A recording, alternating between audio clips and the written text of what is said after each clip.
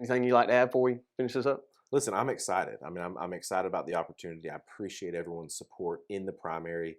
Having done that in a 7-way primary with no runoff is insane when you think about it. I mean, I expected a runoff. I think Yep. everybody expected a runoff.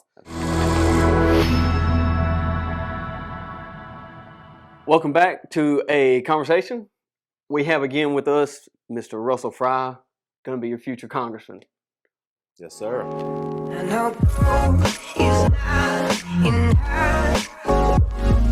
We're getting there.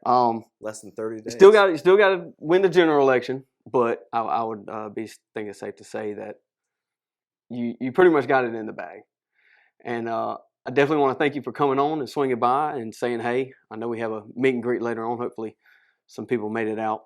But yeah, thank you for coming. That's good to be here. You know, I think less than 30 days and we take our country back. It's really important that we get out. We don't take anything for granted. We make sure that we get out, we vote, we encourage our friends and neighbors to vote.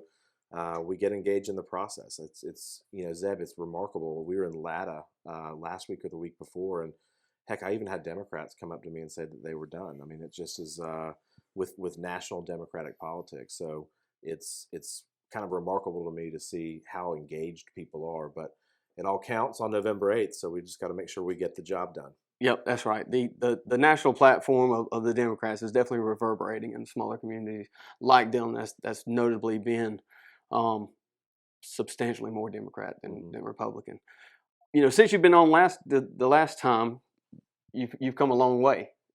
Primary, you beat Tom Rice without a runoff. Like I said before, we had Philip on, and you know that's significant. That's a major accomplishment, I think it is. And you know, you just came off the Kennard show 2 days ago, I believe. I caught the back end of that. Yep. And then you've recently written a Washington Times op-ed on the opioid crisis and immigration. You know, kind of give us a rundown on that, and I'll link that in the description for other people to see. No, great question. I mean, you know, it's funny, Zeb. I've done a ton of work on the opioid epidemic in South Carolina. I've worked with local governments, with state government, and I think every state is doing this. Every single community is dealing with this issue, and there's so much that they can continue to do. But one thing that I'm seeing that's not happening on the national level is that the border isn't being secured. I mean, you have fentanyl seizures are up 612% from 2020 to 2021. I mean, it's amazing what they're catching at the border, but it's also amazing, and you're seeing it in real life, the effects of a porous, unsecure border, and people are dying in record numbers. I mean, fentanyl overdoses are the largest contributor to mortality for people under 45 years of age. I mean, that's just astounding to me that these are in our communities, and it's not just New York's and Miami's. It's Myrtle Beach, and it's Dillon, and it's Chesterfield County. I mean, it really is everywhere. You talk to a sheriff in any community, you talk to a police department, they will tell you fentanyl is being mixed, and it's coming from China to Central and South America and right through our southern border. I mean, this is every law enforcement agency has talked. So we really tried to talk about this in the Washington Times piece, that states and local governments and even the federal government should continue what they're doing. But you know, until you stop the flow of fentanyl into our country, you're not doing anything. I mean, this is like looking at a roof, a leak in the roof, and going, let's put a bucket down under the leak instead of fixing the roof. Let's fix the roof. Let's fix the border. Well, we need to fix a border for a lot of issues, and for the opioid crisis for sure. And without a border, you really don't even have a country. You have to set those boundaries. Exactly. You know, just immigration in general is kind of getting out of hand, but you know, that's another topic we can talk about. Just immigration and illegals coming over. You know, you've had some governors recently, notably DeSantis, that have sent some of the migrants to some of the more high-end communities, and he's gotten a lot of pushback off of that. But you know, they declare themselves a sanctuary city. They should be able to, you know, hold those immigrants. Right. The governor's just taking them at their word, right? I mean, I don't agree with the sanctuary status of anything. I think it's kind of ridiculous. But you know, if they're going to go through and virtue signal and say that they're going to support this, then Okay, the governor is taking him at their That's word, right. and since the federal government is refusing to act, the governor, in his capacity, is doing what he can to protect his state and the citizens of Florida. And you're right. I think you hit. I mean, illegal immigration or the border in our immigration laws really touches on everything, right? So it's a national security issue. I mean, there were 80 people roughly that were apprehended at the border who were on the terror watch list just last year.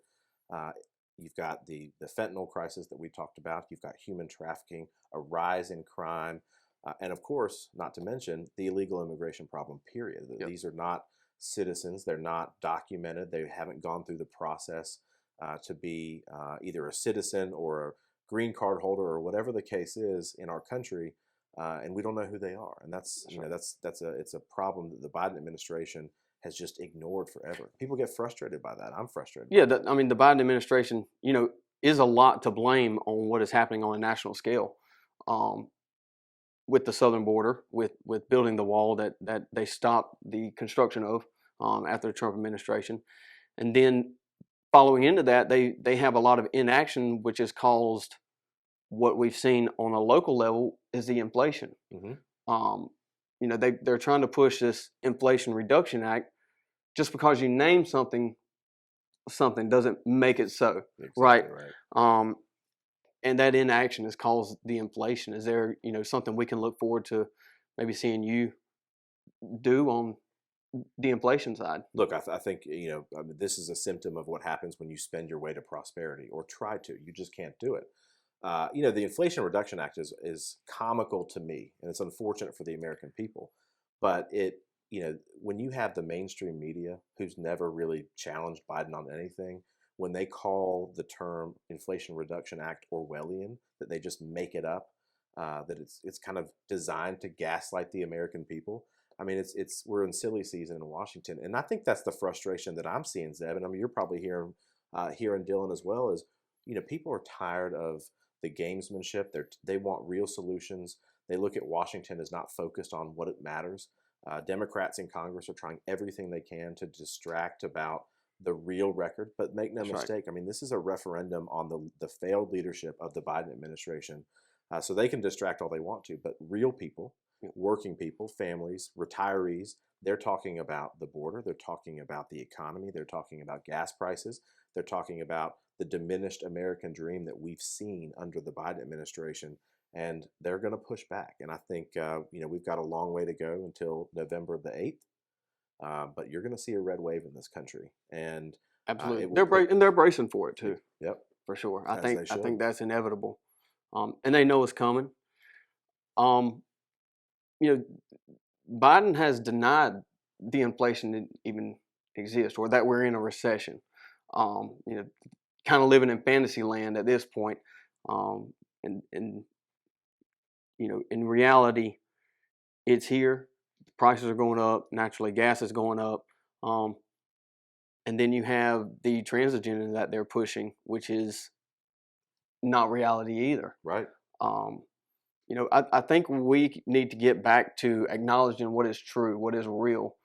And as soon as we do that, we can move forward in a positive manner on a national level Right. and a local level also. Look, Um, I don't treat a party who can't even define what a woman is. I don't exactly. treat them seriously at all. I mean, we're in peak craziness at that point if that's what they're peddling. And I think you're exactly right. I mean, what they are focused on in Washington is not what the American people really care about. I mean, they're looking at their wallets, they're looking at their savings, they're looking at their children's future in this country, and they're recognizing not only are the economic times worsening, but who we are as an American people is worsening. And I think people they are rebelling in a powerful way against that narrative that's coming out of Nancy Pelosi and Joe Biden.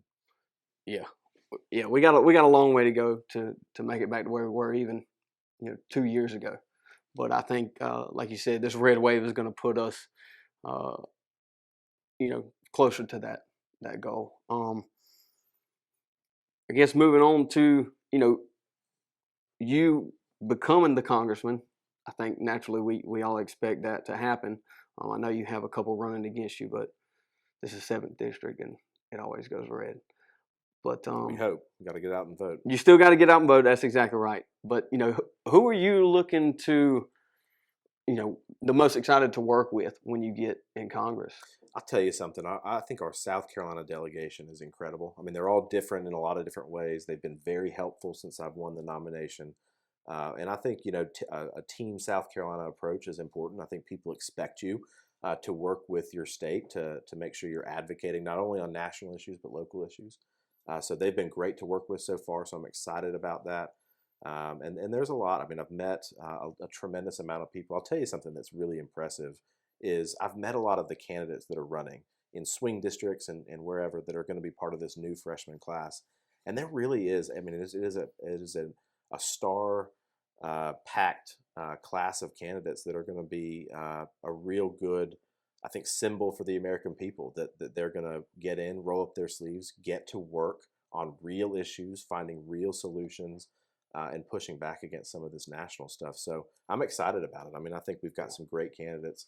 We're trying to help them out too as much as we can from South Carolina in some of these tight races. But that's what we have to do. You mentioned the youth that's coming in, the freshmen that are coming in. In the modern Republican Party, minus Trump and DeSantis and maybe a few others like Josh Hawley and Jim Jordan, there hasn't been much action taken, and they become the party of do nothing, right? And I think that freshman, or at least I hope, that freshman wave that's coming in can carry some motivation, some youthfulness, and get us as a Republican Party. Once we hold that majority,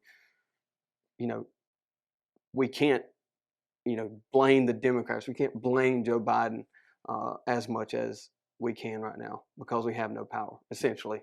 Listen, I love like I said, I love the class that's going to be potentially coming in. I think they spread the conservative message incredibly well. I mean, you've got military people, you've got African Americans, you've got Hispanics. I mean, look at Maya Flores in Texas as an example. I mean, this was a Democrat district by a mile. I mean, they've never elected a Republican, and she comes in on a border state in a border district and wins in a reliably Democrat district. Yeah. I think that tells you some of the national trends that we're going to see in November. Yeah, I was definitely looking at some polling the other day, and it was showing some of the Hispanic voting, and they've come significantly further right in the recent years. You mentioned some of the conservative stuff. Is there anybody on the other side of the aisle that you kind of look forward to working with or meeting or anything to that effect? I don't really know anyone on the other side of the aisle, but I'll tell you, I mean, when I've done work on the opioid epidemic in South Carolina, that is nonpartisan. I mean, there are so many ways that you can work with people. I'm always going to stand on my principles. I'm always going to remember the people back home that elected me to do the job. But some of these issues, there are things that you can do to work with people within the framework. I mean, so we've done that in South Carolina, pushing 18 bills across the finish line to deal with the opioid epidemic. That happened because of Republicans. That happened because of Democrats. That happened because people kind of pulled together on a very serious issue, and were finding solutions that really weren't, didn't fall into traditional partisan boundaries. It'd be nice to have a lot more, nonpartisan organizations, committees to push things like the opioid crisis. That's when you get things done. When you don't have somebody holding you back on either side. Obviously, we would rather go further right, but what can we expect from you? Maybe what's your number one issue moving forward, and then what can we expect from you in the next, I guess, however many terms you feel like running? Listen, I think the Republicans have laid out a very great plan. Leader McCarthy and others put out a commitment to America, and it highlights a lot of very big issues that the American people care about. And it's not just conservatives, although there's conservatives that care about some of these issues, but the border as an example. I mean, that cuts across partisan boundaries. You've got Democrats that want the border secured just as much as Republicans. And so I think that's the framework in which a Republican majority in the House will operate.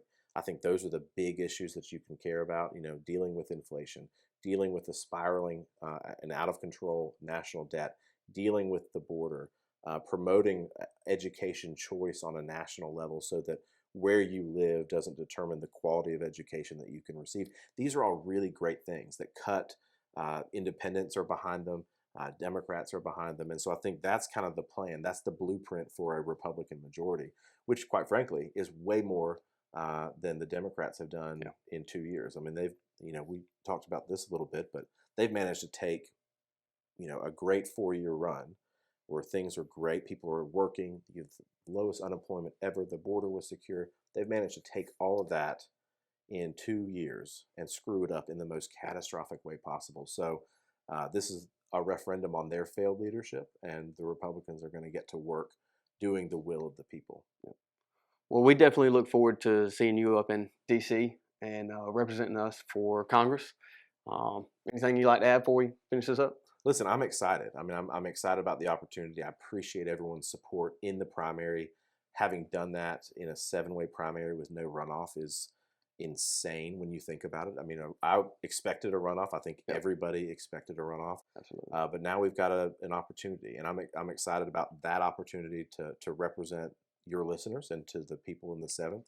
And I'm going to work hard. I mean, I always said this when I ran for the state house. On every issue, you're not always going to agree with me 100%, but you'll never see me not working. I think you've got to work. I think people expect you to be in the arena and to be in the fight and make sure that you're remembering your people back home. Yeah, I've come across you, a few times since our last interview, and you definitely have the work ethic, and I definitely look forward to seeing you carry that with you into Congress. So we put out signs together, Yep. Put out my own signs too. But yeah, thank you for coming on, Mr. Russell. Thank you, Zeb. Appreciate it.